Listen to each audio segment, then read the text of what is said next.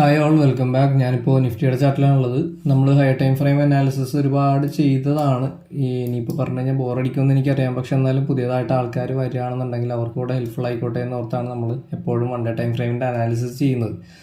Okay, അപ്പോൾ ശരിക്കും പറഞ്ഞാൽ നമുക്ക് ഡെയിലി ഇങ്ങനെ ചെയ്യേണ്ട ആവശ്യമൊന്നുമില്ല. ഓൾറെഡി നമ്മൾ പ്രൊഫൈൽസ് കാര്യങ്ങളൊക്കെ സ്പ്ലിറ്റ് ചെയ്ത് നമ്മൾ ഹയർ പ്രൈസ് ഏതാണ്, ലോവർ ആയിട്ടുള്ള പ്രൈസ് ഏതാണ് കണ്ടുപിടിച്ച് കഴിഞ്ഞാൽ പിന്നെ നമുക്ക് ഡെയിലി ഇങ്ങനെ ഇരിക്കേണ്ട ആവശ്യമില്ല.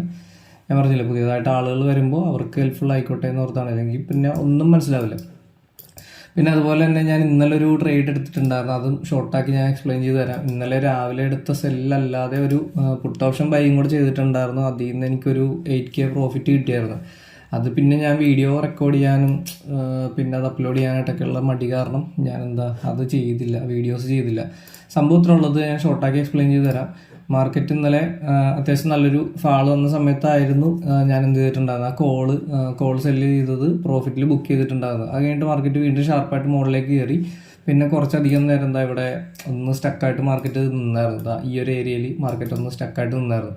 അത് കഴിഞ്ഞിട്ട് ഒന്നുകൂടെ മാർക്കറ്റ് പുഷ് ചെയ്യാൻ നോക്കി, സ്ട്രോങ് ആയിട്ട് തന്നെ താഴത്തേക്ക് വീണു. ഈ ഒരു ഫാളാണ് ഞാൻ എന്ത് ചെയ്തത്, പ്രോഫിറ്റായിട്ട് എടുത്തിട്ടുണ്ടായിരുന്നത്.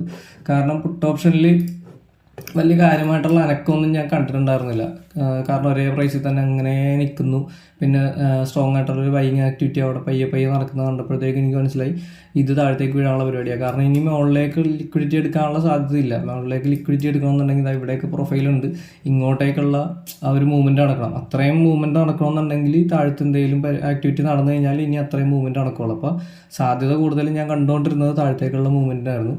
അത് കറക്റ്റായിരുന്നു, അത്യാവശ്യം നല്ല പ്രോഫിറ്റ് കിട്ടി. അങ്ങനെ ഞാൻ ഇറങ്ങി. സോ അതായിരുന്നു ഇന്നലത്തെ 2 ട്രേഡ്. ഒരു ഒറ്റ ദിവസം കൊണ്ട് തന്നെ 15K പ്രോഫിറ്റ് ഞാൻ ഉണ്ടാക്കിയായിരുന്നു. പിന്നെ എനിക്ക് വീഡിയോ റെക്കോർഡ് ചെയ്യാനുള്ള മടി കൊണ്ട് ഞാനത് ചെയ്തില്ല, അതാണ് സത്യം. ഓക്കെ, അപ്പോൾ ഇന്നത്തെ കാര്യം പറയാം. ആദ്യം തന്നെ നമുക്ക് വൺ ഡേ ടൈം ഫ്രെയിമിലേക്ക് പോവാം.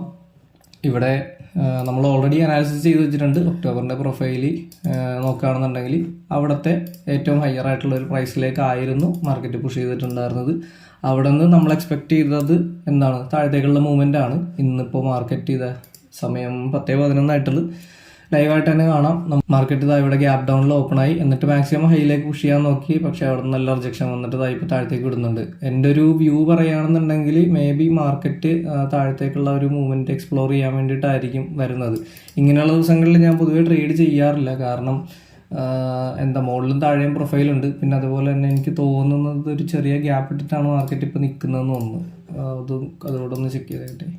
ആ ഗ്യാപ്പ് ഉണ്ടായിരുന്നത് ഫില്ല് ചെയ്ത് ഈ ഒരു മൂവ്മെൻറ്റ് ഞാൻ രാവിലെ നോക്കിയപ്പോഴത്തേക്കും എക്സ്പെക്ട് ചെയ്തിട്ടുണ്ടായിരുന്നു. അതുകൊണ്ടാണ് ഇപ്പം അങ്ങനെ പറഞ്ഞത്. കാരണം ഈ ഒരു ഗ്യാപ്പ് പതിയെ ഫില്ല് ചെയ്തിട്ട് മാർക്കറ്റിന് താഴത്തേക്ക് വരാനുള്ള സാധ്യതയുണ്ട്. അപ്പോൾ ഒരുപാട് ഗ്യാപ്പ് ഉണ്ടെന്നുണ്ടെങ്കിൽ മേ ബി നടക്കാൻ സാധ്യതയുള്ളത് മാർക്കറ്റ് പയ്യെ മുകളിലേക്ക് പോകും, എന്നിട്ട് ഇവിടെയുള്ള ലിക്വിഡിറ്റി എടുക്കുന്നുണ്ട്. താഴെ വന്നിട്ട് ഈ സെയിം പ്രൊഫൈലിൻ്റെ തന്നെ, അതായത് ഇന്ന് ക്രിയേറ്റ് ചെയ്ത സെയിം പ്രൊഫൈലിൻ്റെ തന്നെ POCയിൽ അങ്ങനെ സ്റ്റക്കായിട്ടായിരിക്കും. എന്നിട്ട് അടുത്ത ദിവസം ആയിരിക്കും ചിലപ്പോൾ ഈ ഒരു ഗ്യാപ്പ് ഫില്ല് ചെയ്യണത്. ഇതിപ്പോൾ പറയുകയാണെന്നുണ്ടെങ്കിൽ ഈ ഗ്യാപ്പ് ഫില്ലിങ് കാര്യങ്ങളൊക്കെ കഴിഞ്ഞാൽ പിന്നെ അടുത്തത് മൂവ്മെൻറ്റ് ടാർഗറ്റ് ചെയ്യുന്നതായിരിക്കും. നല്ല ട്രേഡ് കിട്ടുകയാണെന്നുണ്ടെങ്കിൽ എന്തായാലും എടുക്കും. ഇല്ലാന്നുണ്ടെങ്കിൽ ഞാൻ ഈ ഒരു ദിവസം ഞാൻ ട്രേഡ് എടുക്കില്ല, ഞാൻ അവോയ്ഡ് ചെയ്യും.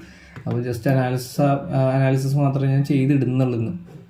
ഓക്കെ, ഇതെന്തായാലും ഈ വീഡിയോ ഞാൻ എന്തായാലും വൈകിട്ട് അപ്ലോഡ് ചെയ്യാനായിട്ട് ഉദ്ദേശിക്കുന്നില്ല. കാരണം ട്രേഡ് ഞാൻ ഇന്ന് എടുക്കാനുള്ള സാധ്യത കുറവാണ്. അതുകൊണ്ട് തന്നെ ഞാൻ രാവിലെ തന്നെ ഈ ഒരു വീഡിയോ ഞാൻ അപ്ലോഡ് ചെയ്തിടും.